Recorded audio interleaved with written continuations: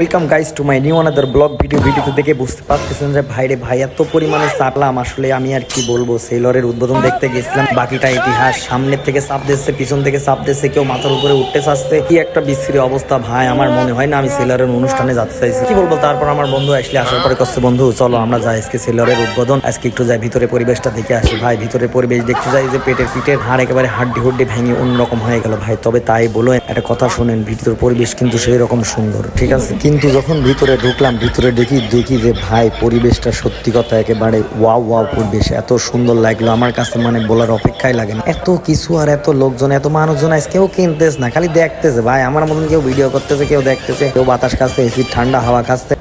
কি ভাবতেছে? তাড়াতাড়ি চলে আসেন সেলরে, আজকে কিন্তু উদ্বোধন হয়ে গেছিল।